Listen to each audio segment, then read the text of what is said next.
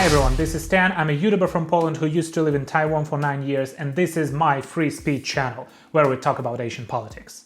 Today let's talk about some of the developments of American politics towards Taiwan and Taiwan question, or how I prefer to call it, China question. Last year, Mike Pompeo lifted self-imposed restriction on US-Taiwan relationships, meaning that from now on it would be much easier for the US government officials to have direct contacts with their Taiwanese counterparts. Those restrictions were imposed in 1978 when the US broke relationships with Kuomintang government, when it was still claiming the whole territory of China. But nowadays those restrictions seem to be very anachronistic, as Taiwan is a democratic country, it's a free society, and not a totalitarian regime it used to be. And of course China is not happy with that move, because they're claiming the whole territory of Taiwan is their own, even though the communist government didn't rule Taiwan for a single day. And what's very funny, right after Pompeo's term as the Secretary of State was finished, China imposed sanctions on Mike Pompeo and 27 other American officials. Why is it funny? Because he was not a Secretary of State anymore. Therefore, Chinese government only could impose sanctions on a normal, regular American citizen. Meaning they just don't have guts to impose sanctions on Secretary of State. Otherwise they would have sanctioned Blinken also,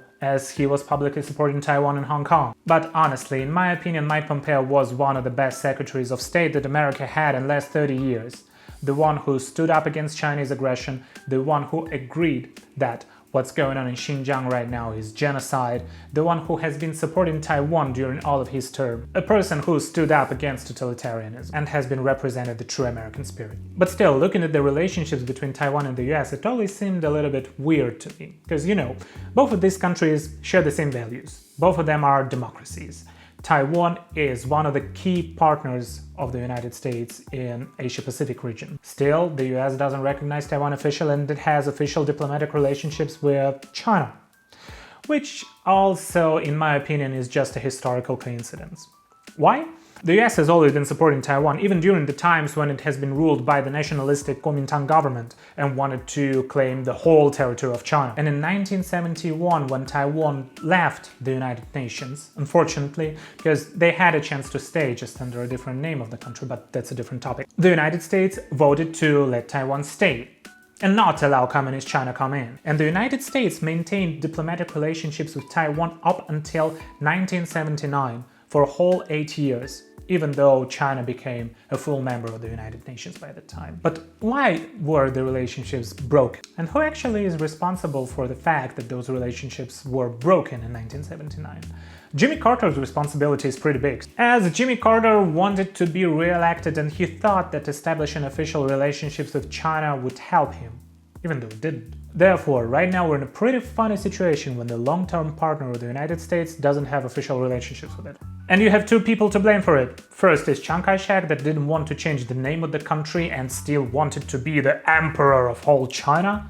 And the second one is Jimmy Carter, who decided to break relationships. And let's not forget that right now Taiwan is not a dictatorship it used to be in 70s and 80s. Right now it's a democracy.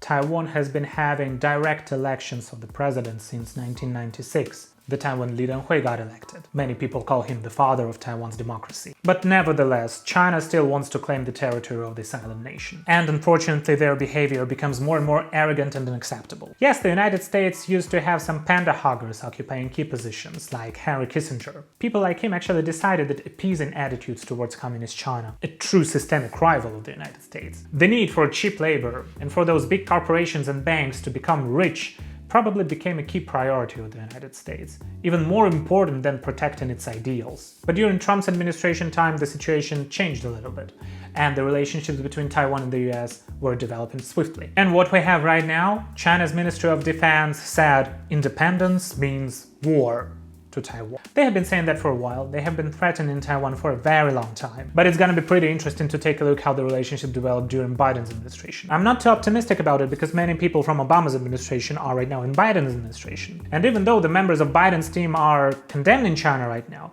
they don't have a pretty good history behind them. Like Antony Blinken, who used to have some business with China during his West Exec Advisor's time, and even Thomas-Greenfield, who delivered a speech at Confucius Institute in 2019 2019, the time when the US administration already started talking about those Confucius Institutes, that they are actually representative offices of Chinese Communist Party, and that they are limiting the freedom of speech, not allowing its staff to talk about some atrocious behavior of Chinese Communist Party, like Uyghur genocide, Tibetan people genocide, not letting indigenous people speak their own languages in China, religious oppressions, and so on and so forth. And Ms. Greenfield went there, delivered a speech, didn't talk critically about China, didn't criticize China at all, and even received a honorarium of $1,500. Still, I have to say that during her confirmation hearing, she condemned China. She said that China is a strategic adversary, and their actions are threatening American security, the way of life, and they are a great threat across the globe. So I think we should observe Biden's administration more, but some of the members of this administration just have a pretty questionable track record. And talking about the so-called Taiwan question, I think right now it's the crucial time for the United States to stand up against China and to support Taiwan. Firstly, I think that nowadays the so-called Taiwan question doesn't exist at all. There is only the question of China's aggression. And if we take a look at Taiwan from the point of view of international law, it's an independent country. You can watch my video, Why Taiwan is an Independent Country. The link is going to appear right here. Prior to the official establishment of diplomatic relationships between the US and China, there have been 3 communiques signed. In these communiques, the United States acknowledged the position of China that it claims Taiwan, but what's very important, both parties were aiming for peaceful resolution of the so-called Taiwan question. Right now, it seems that China is not interested in peace at all. And I'm not talking only about India, South China Sea, or their aggression towards the people of Hong Kong. I'm also talking about Taiwan. They have been sending their warplanes daily to intimidate Taiwan. Their warships, their warplanes, and the rhetoric that they're gonna claim Taiwan by force. But even though the 3 communiques have a pretty limited power, these documents cannot decide where does a certain territory belongs to. But the key point here is the peaceful resolution. And why should we follow China on the peaceful resolution? I see a perfect peaceful resolution as we have one independent Taiwan and one China. It also fills one China principle. There is one China and one Taiwan, 2 independent countries. These countries should develop their relationships based on respect, and they should acknowledge mutual existence. What is important, as Communist China is claiming Taiwan right now, they're not asking for the opinion of the Taiwanese people. Firstly, Taiwanese people are not Chinese. Even though Taiwan has been influenced by Chinese culture massively, it also has been influenced by Japanese, Dutch, Spanish, Portuguese, and the culture of indigenous peoples. Yes, Taiwan used to have many Chinese settlers and Chinese immigrants, but these people and their descendants right now, they think of themselves as Taiwanese. They share the same values, the same culture. They speak the Taiwanese version of Mandarin and Taiwanese and Hakka and other languages. They don't feel themselves as being Chinese. They have their own ways of lives and their own culture, and we have to respect it. And that's also a pretty interesting question. They're saying that if you speak Chinese, then you're Chinese. Okay, does it mean that if you speak English, you're British? You can also be Australian, you can also be Canadian, you can also be American. Or, I don't know, Nigerian, as the official language of Nigeria is also English, or South African, or Namibian, or Kenyan, because many of those countries have English as their official language. And if Taiwan has Mandarin as their official language, does it mean that they're Chinese? No! We have to respect the people, and we have to respect the will of those people. And I see the perfect resolution of that. Peaceful resolution. If we see one independent Taiwan and one China. And here, why am I saying that there is no Taiwan question? It's China's question. Because here, the troublemaker, it's not Taiwan. Taiwan is not sending its warplanes and warships to China's territory. Taiwan wants the peaceful resolution, and they want to be respected. And they are an independent country, with their own currency, with their own army, with their own government, with their own legal system. They respect human rights, they respect basic freedom. That's pretty different from China, actually. And the free world should not sell Taiwan to China and should not give up on Taiwan.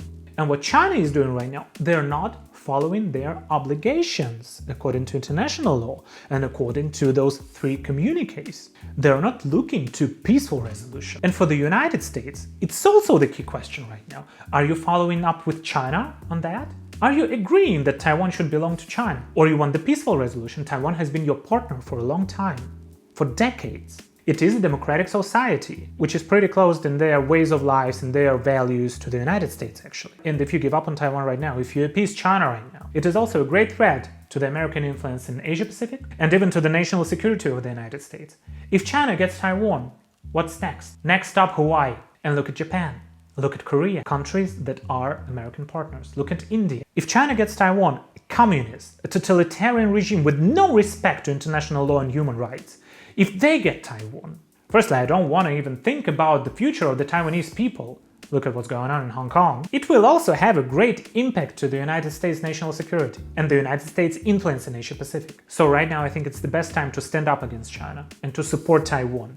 No matter if you're Republican, Democrat, Libertarian, whoever you are, you should support democracy. You should support the freedom of speech. And you should respect the will of the people. China has not ruled Taiwan not for a single day, not for a single minute, not for a single second. And the United States and the other democracies have no obligations to appease China. Peaceful resolution of the so-called Taiwan question, or China question, as the troublemaker is China. Taiwan is not threatening China at all. It is China who wants to occupy Taiwan. Not reunify. You cannot reunify the country that never belonged to you. Look at history. Taiwan has never been ruled by communists. And neither Ming nor Qing dynasties occupied whole Taiwan.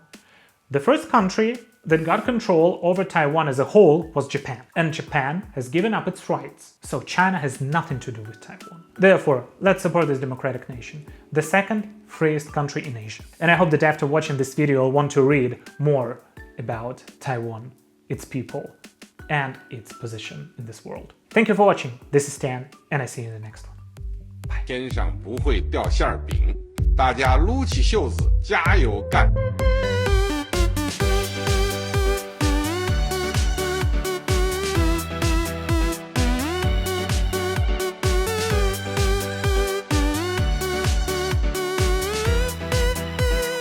加油干！